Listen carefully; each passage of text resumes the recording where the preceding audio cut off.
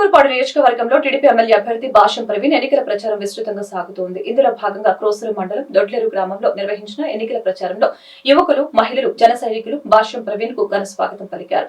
రైతులు తమ ట్రాక్టర్లను పసుపు బలూన్లతో, టీడీపీ జనసేన జెండాలతో అలంకరించుకుని భారీ ప్రదర్శన జరిపారు. టీడీపీ అధికారంలోకి వస్తే రాజధాని అమరావతి చిరస్థాయిగా ఉంటుందని ఈ సందర్భంగా భాష్యం ప్రవీణ్ తెలిపారు. ప్రజలు విజ్ఞతతో ఆలోచించి మమ్మల్ని మంచి మెజారిటీ గెలిపించాలని భాష్యం ప్రవీణ్ సూచించారు. అదేవిధంగా 50 కుటుంబాల వారు వైసీపీని వీడి టీడీపీలో చేరారు.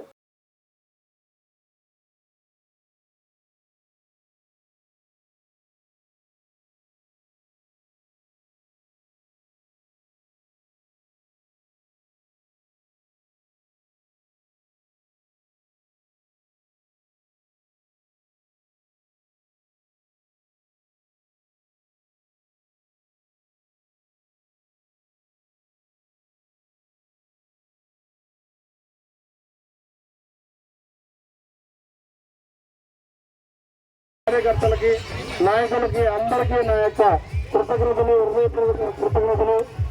ఈ ర్యాలీని ఇంత దిగ్విజయంగా సక్సెస్ చేసిన ప్రతి ఒక్క కార్యకర్తకి అందరికీ నా యొక్క హృదయపూర్వక కృతజ్ఞతలు.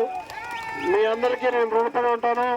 రేపు మే 13వ అసెంబ్లీ అభ్యర్థి భాష్యం ప్రవీణ్ నన్ను, అట్లానే ఎంపీ అభ్యర్థి నాగ శ్రీకృష్ణదేవరాజు గారిని ఇద్దరినీ మంచి మెజార్టీతో గెలిపించాల్సిందిగా మీ అందరినీ ప్రార్థిస్తున్నాను.